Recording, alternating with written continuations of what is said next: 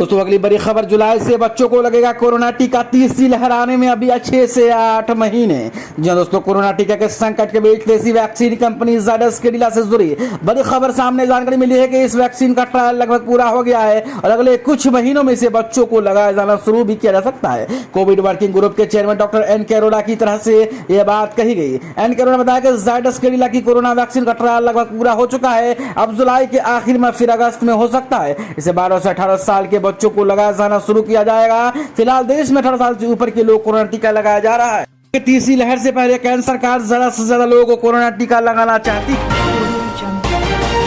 तो अगली बड़ी खबर निकल के आ रही कि फेफड़ों पर ज्यादा असर करेगा कोरोना का डेल्टा वेरिएंट। जाने क्या कहते हैं विशेषज्ञ। जो दोस्तों, कोरोना की दूसरी लहर थमने से पहले लोगों और वैज्ञानिकों को डेल्टा प्लस वेरिएंट ने डराना शुरू कर दिया। दुनिया के कई हिस्सों में इस वेरिएंट के मामले सामने आ चुके हैं। कहना है कि डेल्टा प्लस वेरिएंट से कोरोना की तीसरी लहर आ सकती है। वही national technical advisory group on immunisation के प्रमुख डॉक्टर एन के अरोड़ा ने कहा कि कोविड-19 के डेल्टा प्लस वेरिएंट फेफड़े पर असर डालेगा। उन्होंने कहा कि इससे फेफड़े की कोशिकाओं के रिसेप्टर पर दुगुना तेजी से चिपकेगा। हालांकि यदि संक्रमण होगा या नहीं अभी इसके बारे में नहीं कहा जा सकता। बड़ी खबर, यूपी जिला अध्यक्ष चुनाव। 17 जिलों में भाजपा की निर्विरोध जीत तय। सिर्फ इटावा में अध्यक्ष बना पाएगी सपा। जो दोस्तों, विधानसभा चुनाव का सेमीफाइनल माने जा रहे जिला पंचायत चुनाव में सत्ताधारी भाजपा ने अपना दबदबा दिखाया। नामांकन के बाद 18 जिलों में निर्विरोध निर्वाचन तय हो गया। इसमें 17 जिलों में भाजपा प्रत्याशियों ने अध्यक्षों का निर्विरोध निर्वाचन सुनिश्चित कर लिया है। सपा एकमात्र इटावा निर्विरोध जीतने में सफल हुई। बाकी जिलों में से एक अधिक नामांकन हुए। यहाँ की तस्वीर 29 जून को नामांकन वापसी के बाद स्पष्ट होगी। प्रदेश के सभी 75 जिलों में शनिवार को नामांकन की तारीख थी, मगर ज्यादातर जगहों पर सत्ता पक्ष और विपक्ष में इसे लेकर जमकर घमासान हुआ। तो अगली बड़ी खबर, पीएम मोदी बोले 100 साल की मेरी मां ने भी ली है वैक्सीन, इसलिए भरा अफवाहों से दूर रहे लोगों। प्रधानमंत्री नरेंद्र मोदी ने रविवार को देशवासियों से आगाह किया कि समझने की भुला ना करे कि कोरोना वायरस की महामारी खत्म हो गई। मोदी ने कहा, यह वायरस अपना स्वरूप बदलता है, इसलिए इस बचाव के लिए कोरोना वायरस संबंधी सभी प्रोटोकॉल का पालन करना और टीका लगवाना ही उपाय है। प्रधानमंत्री ने आकाशवाणी के मासिक रेडियो कार्यक्रम मन की बात में 78वीं कड़ी में लोगों के साथ अपने विचार साझा करते हुए कही कि 7 मिनट टीका को लेकर लोगों की आशंका दूर करने की कोशिश की और उनसे भ्रम में ना पड़ने, अफवाहों पर ध्यान न देने की अपील की।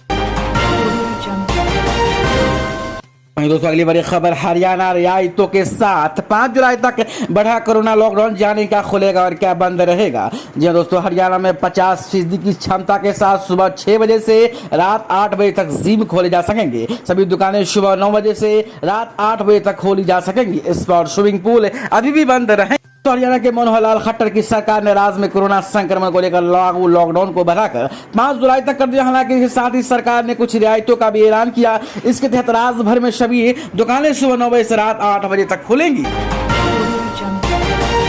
तो अगली बड़ी खबर, अनोखा शुरुआत। इस भारतीय कंपनी की कर्मचारियों को दहेज लेना पड़ेगा महंगा, डिमांड करने पर जा सकती है नौकरी। भारत समेत दुनिया में दहेज लेने वाले लोगों के लिए कंपनी ने अनोखी शुरुआत की। शारजाह स्थित एरिस ग्रुप एंड कंपनी अपने कर्मचारियों पर दहेज विरोधी नीति लागू किया है। यानी इस कंपनी में काम करने वाले कर्मचारी अगर दहेज की मांग करेंगे तो उन्हें नौकरी से भी हाथ धोनी पड़ेगी और उन पर कानूनी कार्रवाई भी हो सकती है। कंपनी के देशों में कारोबार चल रहा है। कंपनी के संस्थापक और सीईओ सोहन राय, दुनिया में पहली बार है कि इस संस्था द्वारा दहेज विरोधी नीति को रोजगार एग्रीमेंट का हिस्सा बनाया गया और एक भारतीय संस्था के रूप में हमें इस पर गर्व है। गौरतलब है कि इस साल 8 मार्च को महिला दिवस के मौके पर कंपनी दहेज विरोधी कानून का प्रस्ताव रखी।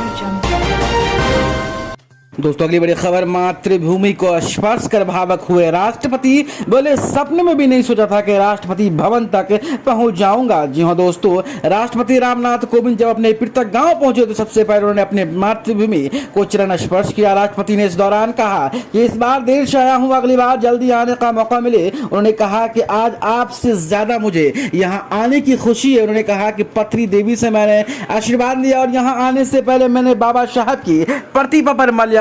दोस्तों कानपुर देहात के परो गांव में अपने के बीच राष्ट्रपति रामनाथ कोविंद भावुक होकर उन्होंने कहा कि मैंने सपने में भी नहीं सोचा था कि राष्ट्रपति भवन तक पहुंच जाए। उन्होंने विकास के कामों का जिक्र करते हुए कहा कि फ्रेट कॉरिडोर का नाम का व्यापारियों को बहुत फायदा पहुंचाएगा। साथ ही उन्होंने कहा कि यूपी वालों के राष्ट्रपति भवन का रास्ता खुल गया, आप भी वहां तक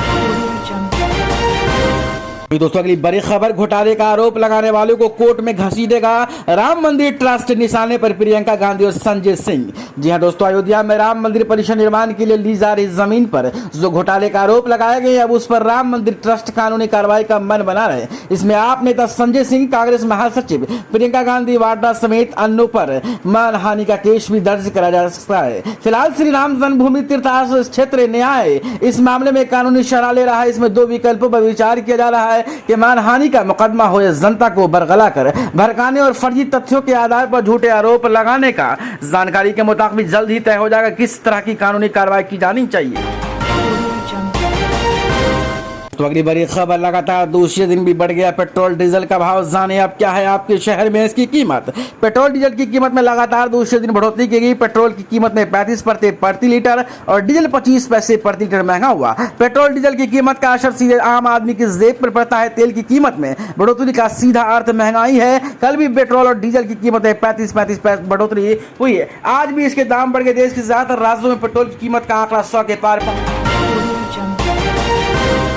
बड़ी खबर, मानसून दिल्ली और यूपी समेत देश के इन हिस्सों में मानसून की बारिश का करना होगा इंतजार। जाने आईएमडी का ताजा अपडेट। बाकी वर्षा की अपेक्षा इस बार दिल्ली, एनसीआर, उत्तर प्रदेश, हरियाणा समेत कई राज्यों में मानसून के देर से आने की संभावना हुई। आज भारतीय मौसम विज्ञान विभाग आईएमडी के अधिकारी रविवार को कहा कि दिल्ली में कम से कम एक सप्ताह तक मानसून की बारिश होने की कोई उम्मीद नहीं है। आईएमडी ने पहले अनुमान लगाया था कि मानसून की समान तारीख से लगभग 2 सप्ताह पहले 17 जून को दिल्ली में दस्तक देने की उम्मीद है। हालांकि कम दबाव वाली और हवा के पैटर्न में बदलाव का मतलब है कि मानसूनी हवाओं की प्रगति धीमी हो गई।